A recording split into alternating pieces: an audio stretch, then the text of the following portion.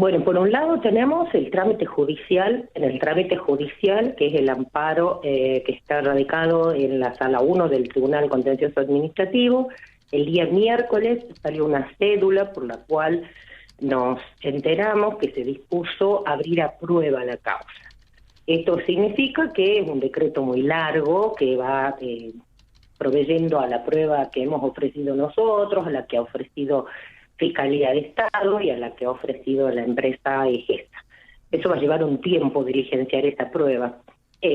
Todavía su señoría no ha tomado una decisión respecto a la medida cautelar que solicitábamos, pero además de proveer a la prueba que de las partes, en algunos casos, en el caso de Fiscalía y de la empresa EGESA, es casi la misma prueba, por eso es largo el decreto, pero se provee a una y a la otra se dice téngase presente, como una medida de mejor proveer, es decir, por cuenta del tribunal, se ha dispuesto a intimar a la empresa y a Fiscalía para que acompañen en el plazo de 5 días el cuadro tarifario vigente al mes de abril de este año.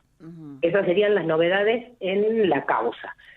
A pesar de que no se ha resuelto definitivamente el tema de la medida cautelar que nosotros solicitamos y a la que se opusiera el gobierno y la empresa EGESA, está vigente la medida precautelar dispuesta por el juez Casas, que impide que se corte el suministro ante la falta de pago de las facturas que contengan el periodo de medición que va del 1 de mayo al 31 de julio. Eso sigue vigente.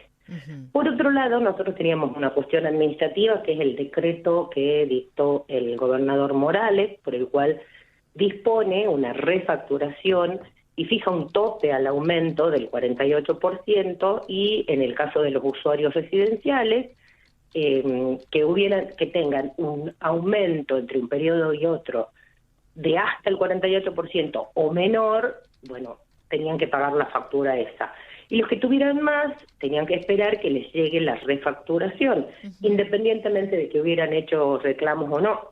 Pero nosotros ya estamos teniendo en las asociaciones la manifestación de usuarios que hicieron el reclamo en la SUSEPU, que ya se les hizo el control de medidor, que ya la empresa les comunicó que el medidor está bien, que funciona bien, que se hizo el control en presencia de personal, inclusive de la Defensoría del Pueblo, y que como el medidor está bien, los consumos son los correctos, los invitan a pasar por la empresa en caso de que no puedan abonar en su totalidad la factura para hacer una financiación.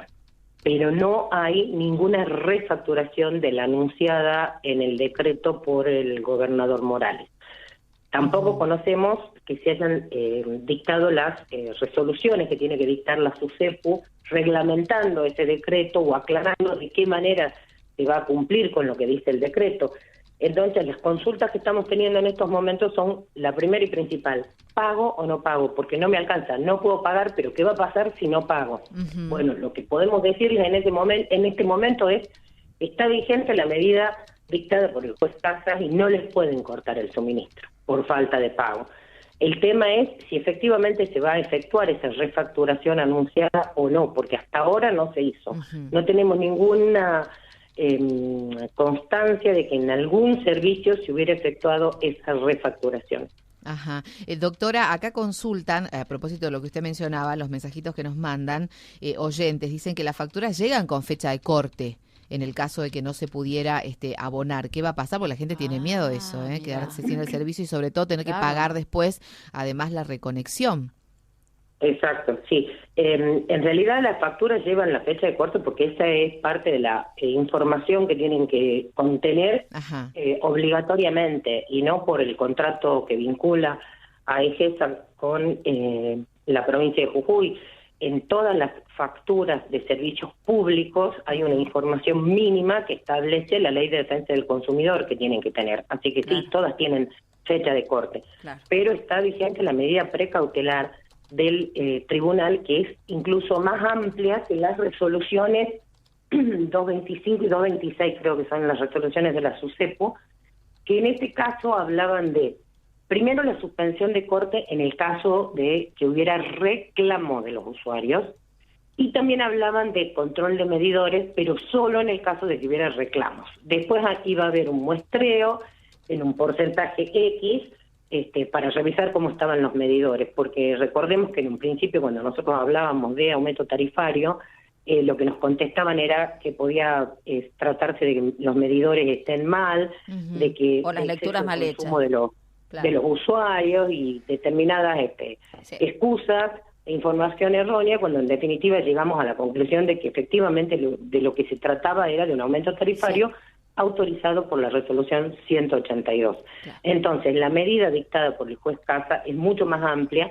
porque impide los cortes, ya ha sido notificada a la empresa, e impide los cortes aún en los casos de los usuarios que no hubieran hecho reclamo por exceso de facturación. Bien, vale la aclaración, doctora, pero hasta el momento entonces, hay familias que no pueden hacer frente a ese aumento, se lo van a hacer en cuotas, se están endeudando, ¿y qué va a pasar con la próxima facturación que también llegue elevada? Porque si las lecturas están bien y los aparatos están funcionando como corresponde, que era lo que todos estimábamos, van a seguir las facturas altas.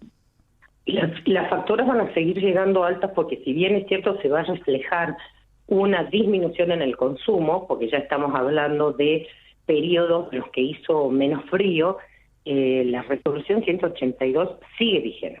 Claro. Y la que aumentó la tarifa es la resolución 182, además aumentó cargo fijo, dividió el cargo fijo en 7 categorías, estableció 7 categorías de consumo en forma absolutamente injustificada, y eso es lo que nosotros estamos planteando en la justicia, y eso es lo que tiene que resolver el Tribunal Contencioso Administrativo, ¿no? Porque evidentemente en la SUSEPU no hay ninguna voluntad ni anticipada ni sugerida de modificar la resolución 182. No, si ni siquiera hicieron... En ese sentido, ¿qué es lo que pasa? Nosotros tenemos en las asociaciones estas consultas que vos me estás diciendo, Claudita, que es justamente... No puedo pagar, ¿qué hago si no pago? Claro. Las otras son, ya me ha contestado la empresa, tengo una nota donde dice que si no puedo pagar, me acerque a la empresa, así financio, no sabemos si esa financiación va a ser con intereses o no, estimamos que sí, porque normalmente se hace así.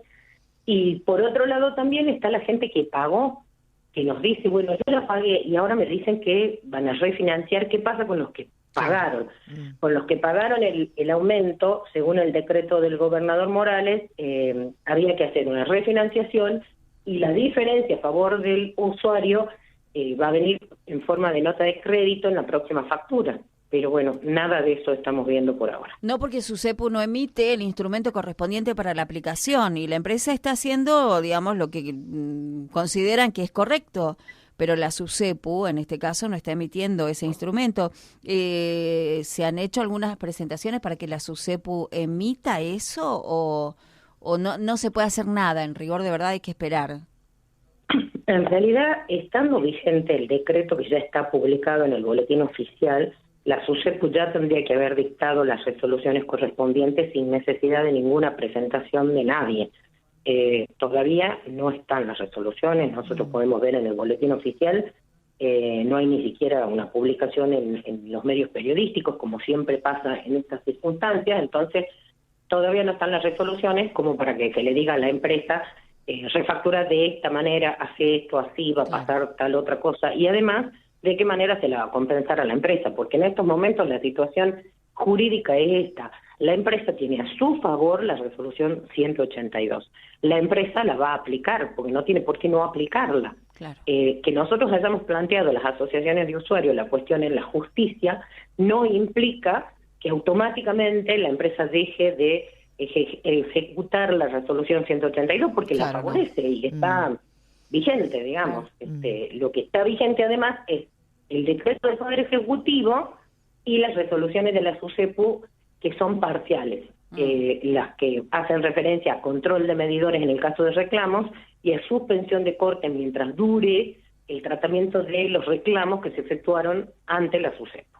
Claro, claro. De todas maneras hay como algo que se va a ir acumulando ahí en deuda de la gente que no pueda pagar y eso es lo que está preocupando mucho, ¿no? Como que se está dilatando demasiado el tema, doctora, o no, o los procesos, digamos, suelen tener esta demora. No sé, por ahí capaz que para uno puede llegar a resultar hasta como más práctico, pero tiene todavía su demora, se va letargando y a la gente le preocupa cuánto eso va a ir sumando, ¿no? En costos, digo.